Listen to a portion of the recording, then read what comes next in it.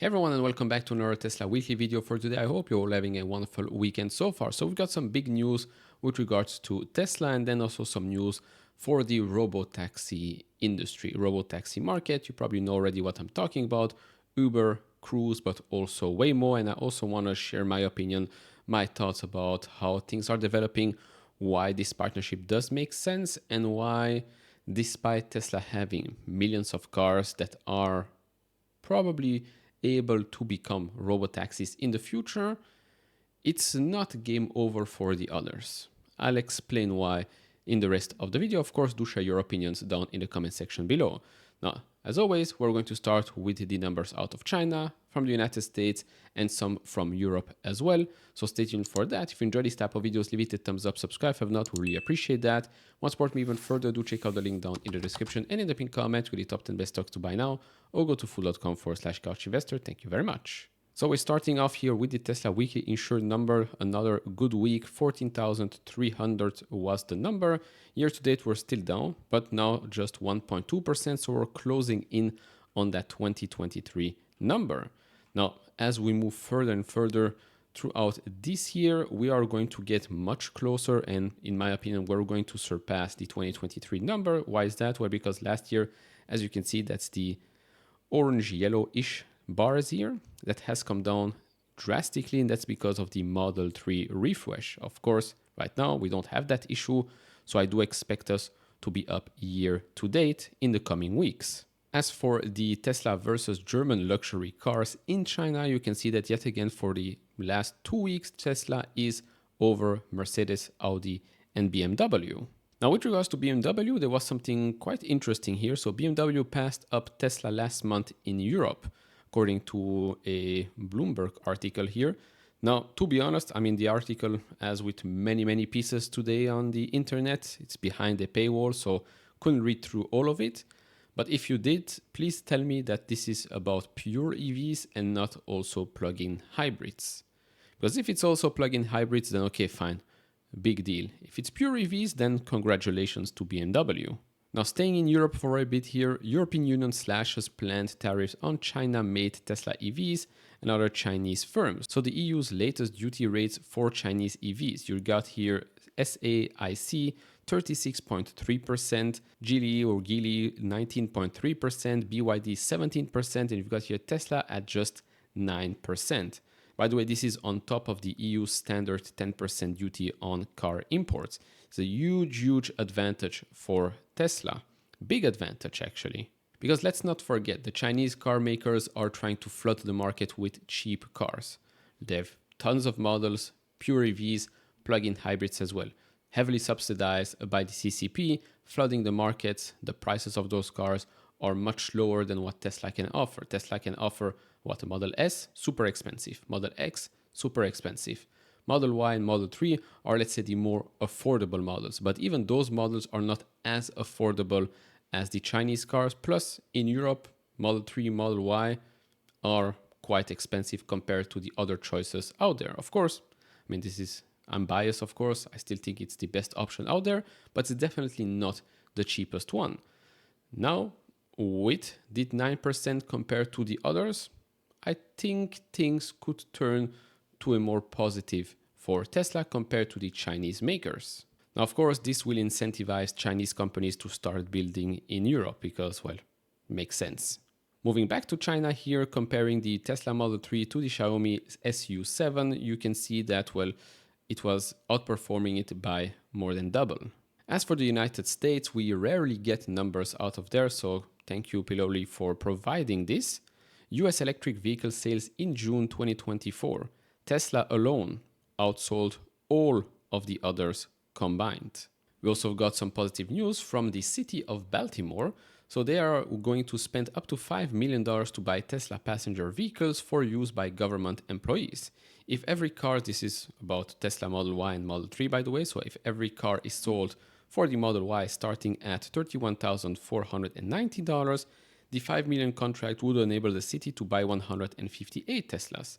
If every car is sold for $33,990, 5 million would mean 147 Teslas. This is, of course, because you have different trims, so it really depends what type of government employee you are, if you need performance, if you need longevity, etc., etc.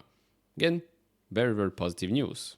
Then switching it up and moving towards the battery side of things, the energy side for Tesla. So the Shanghai Megapack factory is now 45% complete just 3 months after they started construction. I mean, the speed in China is truly amazing. And this is how it will look once it's completed. Now, this is a $200 million factory. The initial capacity will be 10,000 units per year. That's around 40 gigawatt hours. $10 billion of revenue per year from this one factory. New factory covers an area of around 200,000 square meters and aims to export megapacks to overseas markets, including the Asia Pacific region, to support the global green future. This will be another money-making machine.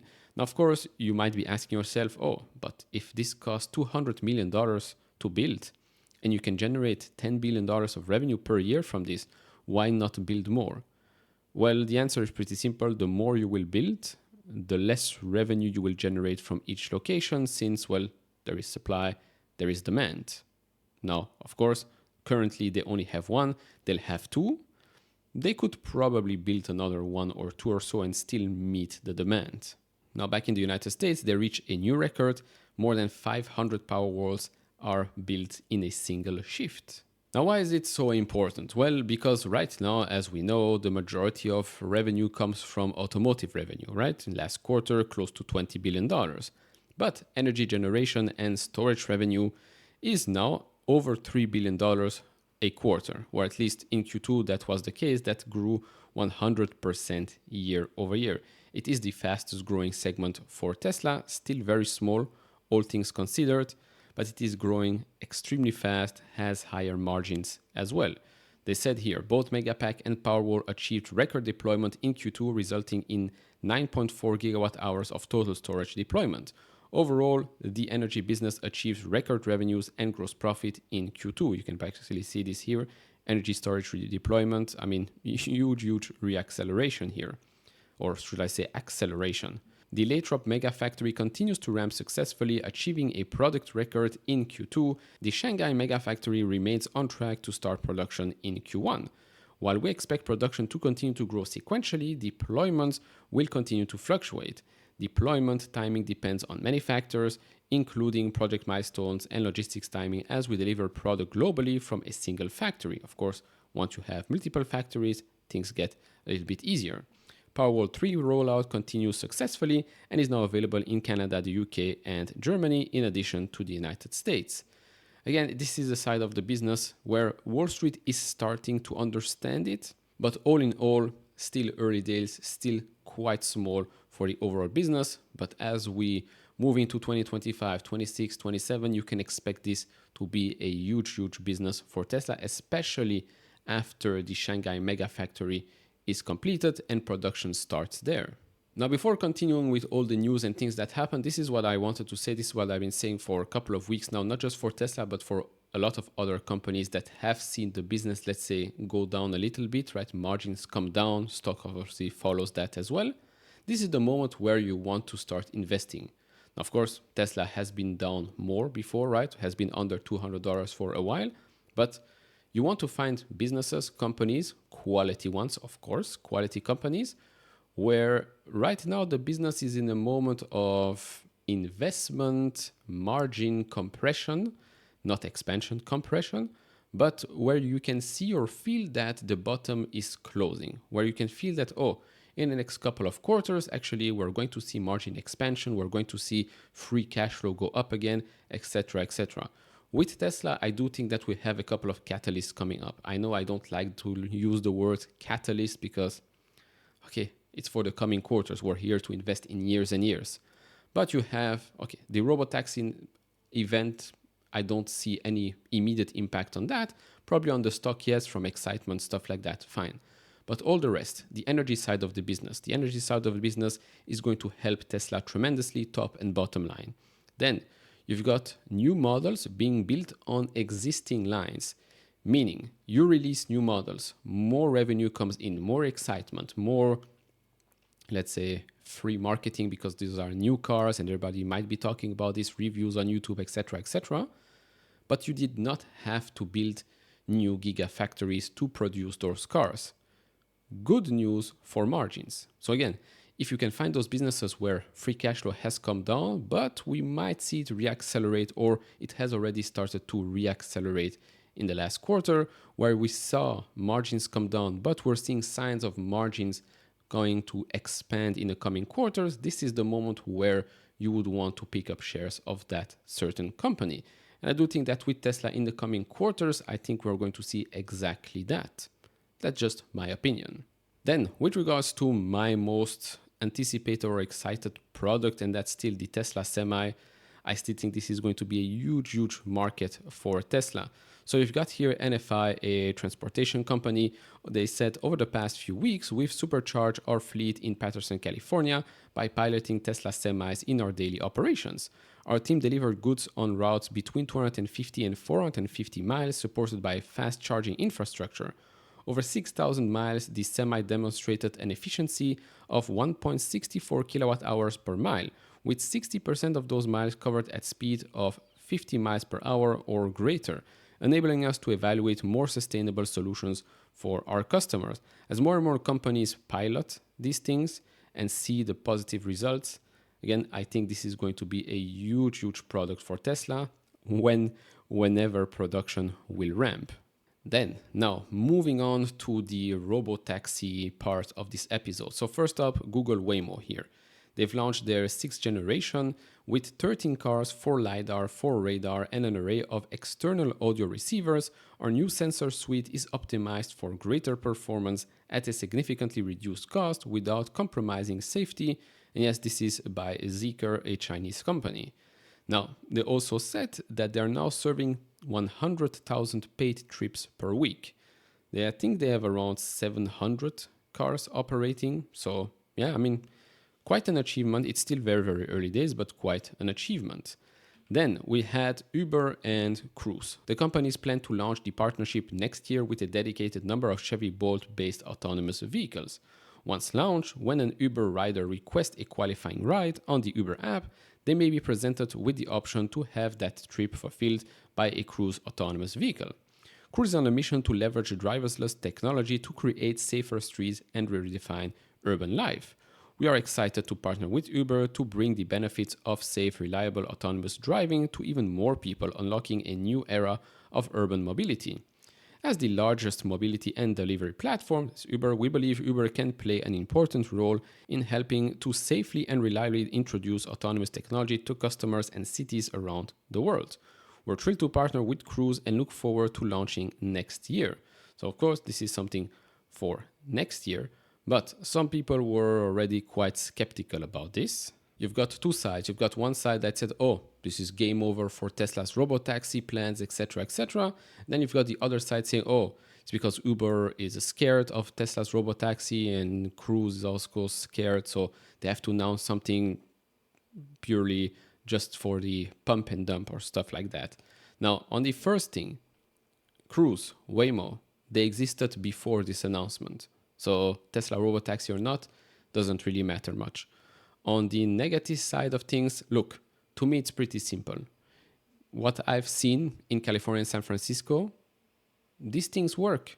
These things work. And yes, okay, vision only, Tesla thing, etc., fine. But think about it from a consumer perspective. Most folks that need rides to go from point A to point B, they couldn't care less about, oh, LiDAR, radar, vision only, version 15.035. Oh, they don't care. What they care is going from point A to point B and not paying much. That's about it. And of course, safety. But that's about it. Now, when we talk about Tesla, of course, we talk about vision only and how the cars can go from point A to point B, from one side of the state to the other side, no intervention or one intervention, etc., etc. Yes, okay. From a profitability standpoint, of course, if you don't have to add 1,000 extra components, you're going to be more profitable. So of course, Waymo, from a profitability standpoint, I don't know how they're going to do this. It's not my problem right now. This is a long-term bet for Google. And Google has quite a lot of money, so I'm not going to cry about the profitability side of a long-term, let's say, project here. But from a pure customer perspective, what game over? What game over? They don't care. This is a very good move actually. Uber, the most popular platform for ride hailing, let's be honest. And now you can get exposed to autonomous driving. Cruise gets more exposure. More people will go into that, test it out. They get to see, they get more data. That's great. Uber, on the other side, also first mover advantage, offering autonomous vehicles on their platforms. And again, it's not about, what type of car, what type of technology. No, it's purely about a customer's experience. Can I go from point A to point B while not paying much, while being safe in that car? If the answer is yes, then it's good. It's good to go. They won. They won. They are participating. They can win equally. That's the thing that a lot of Uber Tesla bulls cannot comprehend. They don't look at the other side of things. They only look purely from a Tesla technology standpoint. Tesla, dominates this. Tesla is the best. Okay, fine. That's great and all, right? I still don't think I'm going to, if I have a Tesla car, I don't think I'm going to suddenly let it join the robotaxi network and say, okay, everybody can come in my car. No, I don't think I will be that, let's say, comfortable. Maybe if there is some certain rules, insurance, who covers the damages, etc., maybe. But until then, I think a lot of people will use Waymo and Cruise for those short distances because why not? Let's be honest, because why not? Of course, this is just my opinion. Do share yours down in the comment section below.